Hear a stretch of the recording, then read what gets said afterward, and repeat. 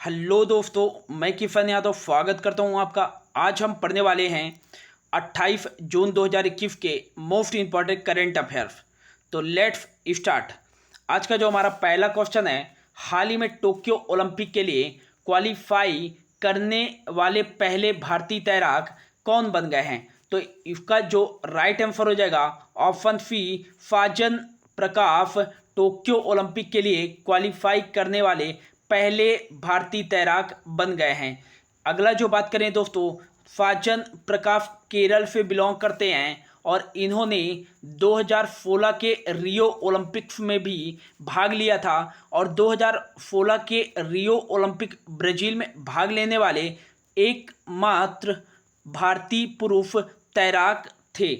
अगला जो बात करें दोस्तों ऑप्शन पे है, तो ऑप्शन पे देखें, ए पे तो है फरद कमल टोक्यो ओलंपिक के लिए क्वालिफाई करने वाले पहले भारतीय टेबल टेनिस खिलाड़ी हैं। अगला जो बात करें भवानी देवी, तो मोस्ट इम्पॉर्टेंट टोक्यो ओलंपिक के लिए क्वालिफाई करने वाली पहली भारतीय महिला तलवारबाज हैं। अगला जो बात करें नेत्रा कुमानन दोस्तों ओलंपिक्स या टोक्यो ओलंपिक्स को क्वालिफाई करने वाली पहली भारतीय महिला नाविक हैं। अगला जो बात करें, एक याद रखिएगा दोस्तों, विनेश फोगाट टोक्यो ओलंपिक के लिए क्वालिफाई करने वाली पहली महिला रेफलर खिलाड़ी बन गई हैं। तो ये दोस्तों याद रखिएगा, मोस्ट इम्पॉर्टेंट है। अगला जो बात करें ओलंपिक्स के बारे में, तो जो 2020 का समर ओलंपिक्स खेला जा रहा है दोस्तों, वो कहाँ खेला जा रहा है?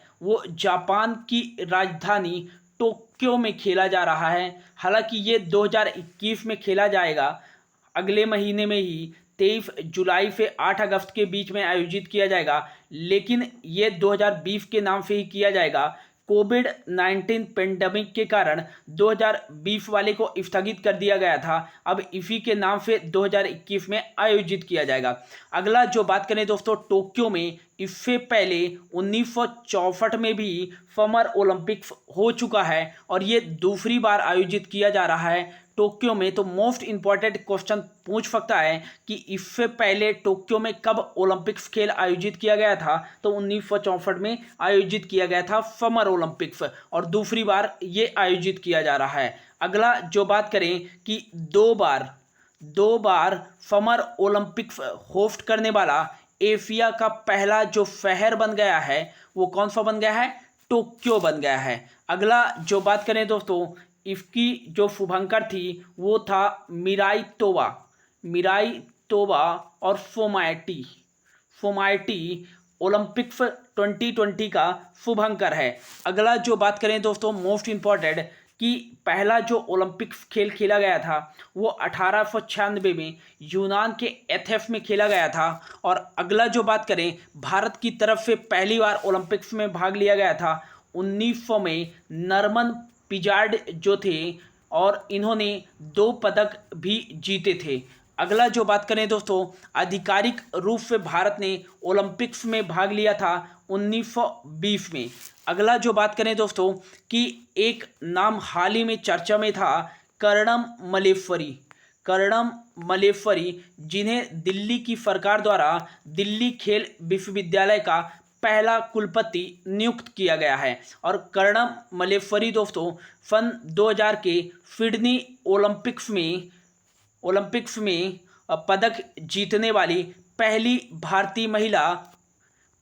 भारतीय महिला ओलंपियन बन गई थी। अगला जो बात करें दोस्तों, व्यक्तिगत स्पर्धा में ओलंपिक्स में स्वर्ण पदक जीतने वाले पहले जो भारतीय खिलाड़ी थे वो थे अभिनव बिंद्रा, जिन्होंने 2008 में हुए बीजिंग ओलंपिक्स में शूटिंग में ही स्वर्ण पदक जीता था। अगला जो बात करें दोस्तों, कि 2012 का जो ओलंपिक्स खेला गया था वो किस नंबर का था? 30 नंबर का था और ये कहाँ खेला गया था? लंदन में खेला गया था। अगला जो बात करें 2016 का पिछला वाला जो हुआ है वो 31 नंबर का हुआ है और ये कहाँ हुआ है? ब्राज़ील का एक शहर है रियो डी जेनेरो ब्राज़ील में हुआ और 2016 में हुआ था। भारत की तरफ से इसमें साक्षी मलिक ने रजत पदक जीता था और पीवी सिंधु ने भी पदक जीता था। अगला जो बात करें दोस्तों कि 2020 का जो हो रहा है वो तो आपको बता ही दिया गया, टोक्यो में हो रहा है, जापान की राजधानी, और ये 32वें नंबर का है, ये भी याद रखिएगा। और अगला जो होगा 33 नंबर का, वो कब खेला जाएगा? 2024 में, और ये फ्रांस की राजधानी पेरिस में आयोजित किया जाएगा। अगला जो होगा 34 नंबर का समर ओलंपिक्स, वो खेला जाएगा 2028 में, और ये कहाँ खेला जाएगा? लॉस एंजेलिस में खेला जाएगा। और अगला हाल ही में ओलंपिक कमेटी ने घोषणा किया है कि जो 35 नंबर का 2032 में समर ओलंपिक्स खेला जाएगा, वो ब्रिस्बेन ऑस्ट्रेलिया में आयोजित किया जाएगा। तो ये था दोस्तों कुछ इंपॉर्टेंट फैक्ट ओलंपिक्स के बारे में। बढ़ते हैं अगले। सेकेंड नंबर का जो क्वेश्चन है, हाल ही में किसे केंद्रीय सतर्कता आयोग का कार्यवाहक आयुक्त नियुक्त किया गया है? तो इसका जो राइट आंसर हो जाएगा दोस्तों, option D, Suresh N Patel को केंद्रीय सतर्कता आयोग सेंट्रल विजिलेंस कमीशन का आयुक्त या कार्यवाहक आयुक्त नियुक्त किया गया है। पहले, इससे पहले जो थे वो थे संजय कोठारी, इनकी जगह लेंगे कौन? Suresh N Patel, most important. अगला जो बात करें दोस्तों, सेंट्रल विजिलेंस कमीशन, तो इसकी स्थापना 1964 में की गई थी। न्यू दिल्ली इसका हेडक्वार्टर है, और यह भ्रष्टाचार को रोकने की एक प्रमुख संस्था है भारत सरकार की। अगला जो बात करें दोस्तों, ऑप्शन पे है कुलदीप सिंह। तो कुछ इम्पॉर्टेंट जो है महत्वपूर्ण नियुक्तियां, उनके बारे में पढ़ लेते हैं। तो हाल ही में जिनको नियुक्त किया गया, तो जगजीत पावड़िया, जिनको इंटरनेशनल नारकोटिक्स कंट्रोल ब्यूरो का पहली भारतीय महिला अध्यक्ष चुना गया है। जगन्नाथ विद्याधर, तो CBDT central board of direct tax के अध्यक्ष के रूप में चुना गया है। अरुण वेंकट रमन को दोस्तों यूएफए के वाणिज्यिक विभाग में डायरेक्टर जनरल के रूप में चुना गया है। वनीता गुप्ता को यूएफए में ही एसोसिएट अटॉर्नी जनरल के रूप में नियुक्त किया गया है, और ये पहली भारतीय मूल की बनी है। नीरा टंडन को यूएफए के व्हाइट हाउस में वरिष्ठ सलाहकार जॉय बाइडेन का चुना गया है। नरेंद्र बत्रा, मोस्ट इंपॉर्टेंट, मैं इस पे आईएमपी कर देता हूँ, अंतरराष्ट्रीय हॉकी महासंघ के दोबारा से क्या बन गए हैं? अध्यक्ष बन गए हैं। अगला जो बात करें दोस्तों, जस्टिस अरुण कुमार मिश्रा को NHRC national human right commission का अध्यक्ष चुना गया है। प्रदीप चंद्र नायर को असम राइफल का महानिदेशक चुना गया है। रंजीत सिंह दिफालो को वर्ल्ड बैंक का शिक्षा सलाहकार के रूप में नियुक्त किया गया है। अनूप चंद्र पांडे को दोस्तों हाल ही में चुनाव आयुक्त नियुक्त किया गया है। चुनाव आयोग जो होता है हमारे भारत का निर्वाचन आयोग, उसमें होता है एक मुख्य चुनाव आयुक्त और दो होते हैं चुनाव आयुक्त। मुख्य चुनाव आयुक्त सुशील चंद्रा हैं, और एक चुनाव आयुक्त जो है राजीव कुमार हैं, और दूसरे जो नियुक्त किए गए हैं अनूप चंद्र पांडे को। अगला जो बात करें दोस्तों, उखना खुरेल फुक को मंगोलिया का राष्ट्रपति नियुक्त किया गया है। इफाक हार्जोग को इजराइल का राष्ट्रपति 11वां नियुक्त किया गया है। और एक याद रखिएगा दोस्तों, नेप्टाली बेनेट, इनको इजराइल के न्यू पीएम के रूप में नियुक्त किया गया है। बढ़ते हैं अगला अपॉइंटमेंट, CIFF है, सेंट्रल इंडस्ट्रियल सिक्योरिटी फोर्स के जो महानिदेशक हैं वो थे सुबोध कुमार जायसवाल, और हाल ही CBI का महानिदेशक भी नियुक्त किया गया है वर्तमान में। NIA नेशनल इन्वेस्टिगेशन एजेंसी का जो महानिदेशक नियुक्त किया गया है वो कुलदीप सिंह को नियुक्त किया गया है। रॉ के चीफ रिसर्च एनालिसिस विंग के जो चीफ हैं वो हैं Samant Goyal. IB intelligence bureau के जो चीफ हैं वो हैं Arvind Kumar. BFF border security force के जो चीफ हैं वो हैं राकेश अस्थाना। अगला है FFB एफएफबी के जो चीफ हैं दोस्तों, महानिदेशक, वो हैं राजेश चंद्रा। अगला जो बात करें ITBP, Indo Tibetan border police के जो चीफ हैं वो हैं FF Deswal. NFG, national security guard के जो महानिदेशक हैं MA Ganapathy. NFA, national security advisor जो हैं वो हैं अजीत डोवाल। आईसीजी क्या हो जाएगा, इंडियन कोस्ट गार्ड के जो महानिदेशक हैं वो हैं कृष्णा स्वामी नटराजन। नेवी चीफ जो हैं वो हैं Karambir Singh. Army chief Manoj Mukund Naravane. Air force chief जो हैं वो है आरके भदौरिया। तो ये थे दोस्तों कुछ इंपॉर्टेंट अपॉइंटमेंट। बढ़ते हैं अगले क्वेश्चन पे। हाल ही में कौन से टेनिस खिलाड़ी टोक्यो ओलंपिक्स नहीं खेलने की घोषणा की है? तो इसका जो राइट आंसर हो जाएगा दोस्तों, यूएफए की टेनिस खिलाड़ी सेरेना विलियम्स ने टोक्यो ओलंपिक से क्विट करने के लिए एक घोषणा किया है। अगला जो बात करें दोस्तों, यूएफए से बिलोंग करती हैं और एक टेनिस खिलाड़ी हैं। अगला जो बात करें ऑप्शन ए पे जो है राफेल नडाल। राफेल नडाल ने दोस्तों कुछ रेस्ट लिया है और विंबलडन ओपन और टोक्यो ओलंपिक न खेलने के लिए इन्होंने क्या लिया है, निर्णय लिया है। नाओमी ओसाका ने विंबलडन ओपन नहीं खेलने के लिए कहा है और इन्होंने फ्रेंच ओपन से भी अपना नाम वापस ले लिया था। नाओमी ओसाका, जिन पर 15,000 यूएसडी अमेरिकन डॉलर का क्या लगाया गया था, जुर्माना लगाया गया था। अगला जो बात करें नोवाक जोकोविच। नोवाक जोकोविच ने दोस्तों फ्रेंच ओपन 2021 में पुरुष एकल का खिताब जीता है। अगला जो बात करें रोजर फेडरर ने भी फ्रेंच ओपन से अपना नाम वापस ले लिया है। राफेल नडाल कहाँ से बिलोंग करते हैं? स्पेन से बिलोंग करते हैं। और नाओमी ओसाका जापान से बिलोंग करते हैं। सेरेना विलियम्स यूएसए से बिलोंग करते हैं। नोवाक जोकोविच सर्बिया से बिलोंग करते हैं। अगला जो बात करें दोस्तों ग्रैंड स्लैम, तो ग्रैंड स्लैम 4 टाइप से होता है। पहला तो होता है एक ऑस्ट्रेलियन ओपन, दूसरा जो होता है वो होता है फ्रेंच ओपन, तीसरा जो होता है विंबलडन ओपन और चौथा जो होता है वो यूएफए ओपन होता है। ऑस्ट्रेलियन ओपन हार्ड कोर्ट पर खेला जाता है। फ्रेंच ओपन दोस्तों यह क्ले कोर्ट पर खेला जाता है। विंबलडन ओपन दोस्तों यह भी ग्राफ कोर्ट पर खेला जाता है। यूएफए ओपन भी हार्ड कोर्ट पर खेला जाता है। पहले इनका सीक्वेंस लगाने के लिए आ जाता है दोस्तों, मोस्ट इंपॉर्टेंट कि इनको क्रम में लगाइए। तो पहले जो होता है सबसे पहले वो ऑस्ट्रेलियन ओपन होता है जनवरी में, और फिर होता है मई जून में होता है फ्रेंच ओपन, मई जून में होता है। फिर जून और जुलाई में होता है विंबलडन ओपन, और लास्ट में जो होता है अगस्त या सितंबर या दिसंबर में भी हो जाता है यूएफए ओपन। अगला जो बात करें ऑस्ट्रेलियन ओपन हो गया है और फ्रेंच ओपन हो गया है। तो इसमें देख लेते हैं 2021 में ऑस्ट्रेलियन ओपन में जो पुरुष एकल का खिताब जीता है वो कौन जीता है, नोवाक जोकोविच। और ऑस्ट्रेलियन ओपन में ही 2021 में जो महिला एकल का खिताब जीता है वो नाओमी ओसाका ने जीता है। अगला जो बात करें दोस्तों फ्रेंच ओपन, हाल ही में संपन्न हुआ है। तो फ्रेंच ओपन में जो पुरुष एकल का खिताब जीता है वो नोवाक जोकोविच ने ही जीता है, और फ्रेंच ओपन में जो महिला एकल का खिताब जीता है वो बरबोसा क्रेजिस्कोवा चेज गणराज्य से बिलोंग करती हैं।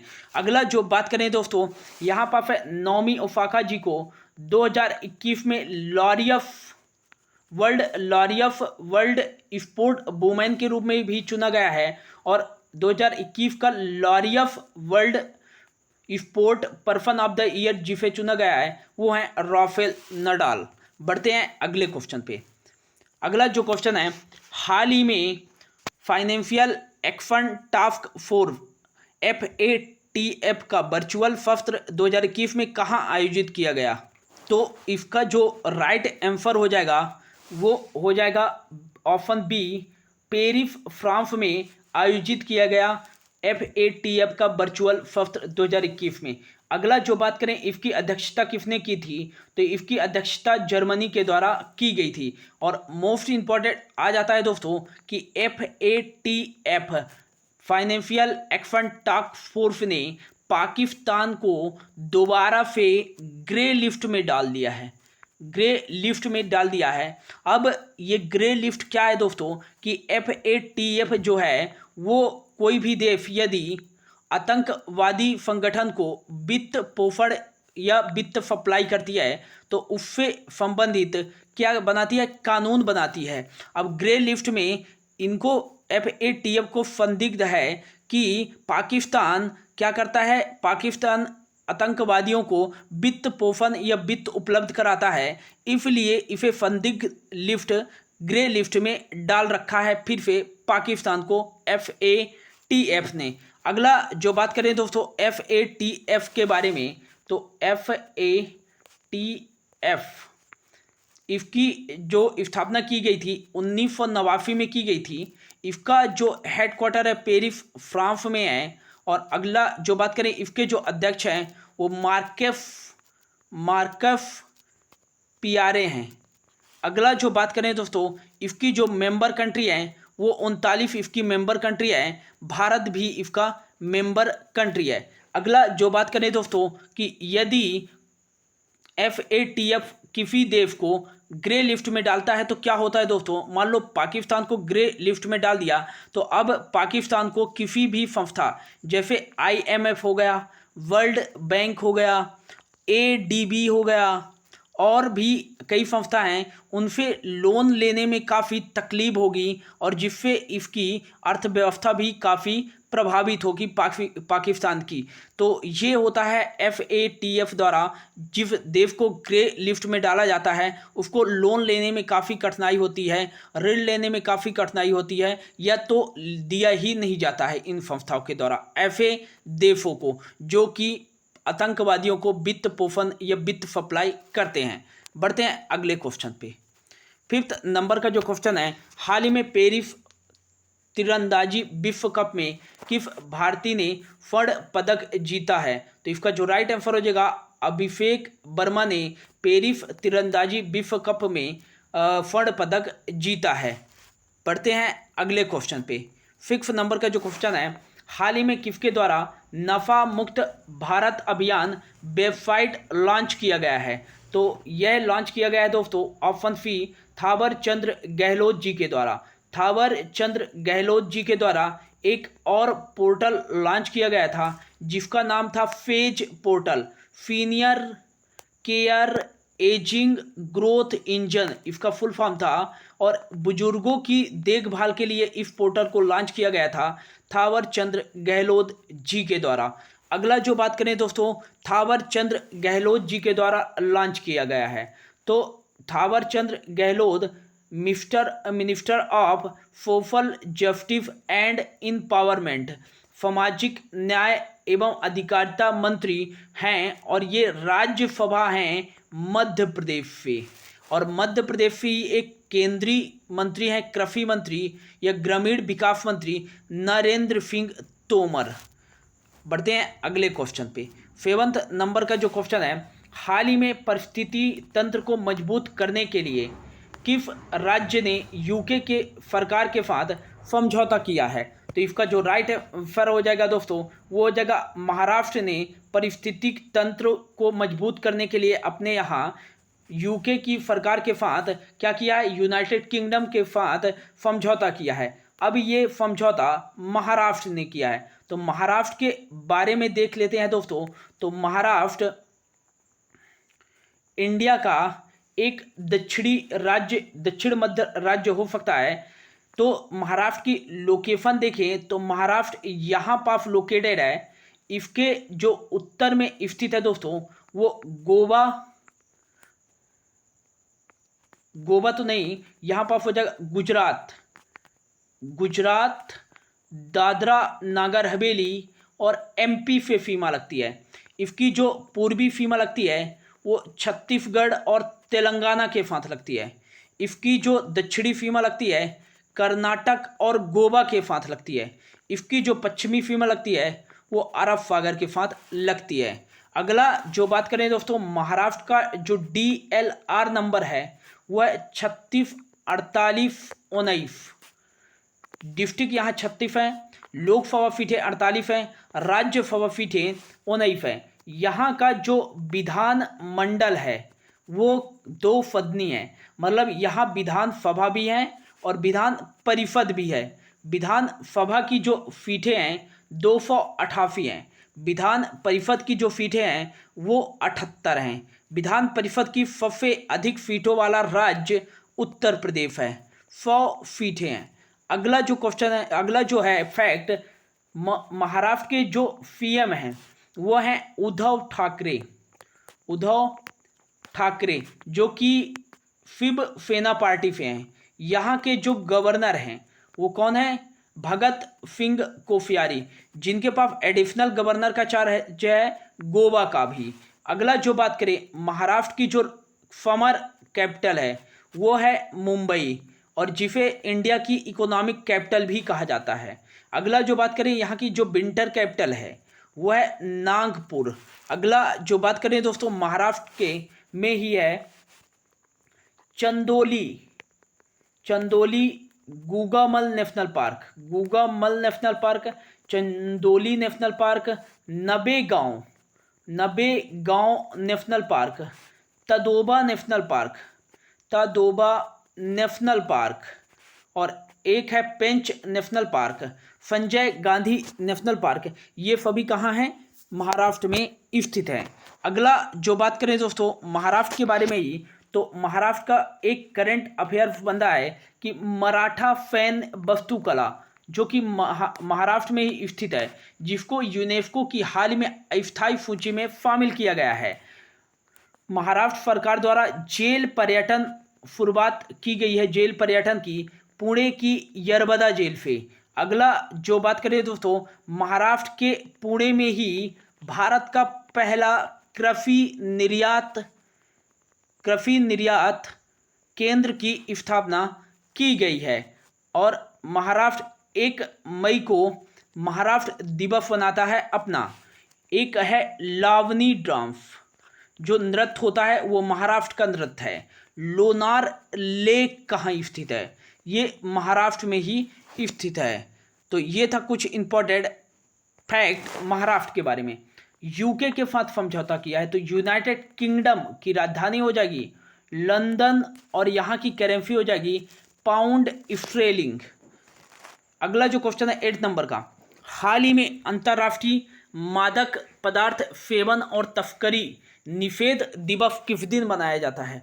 तो यह दिवस मनाया जाता है ऑप्शन सी 26 जून को।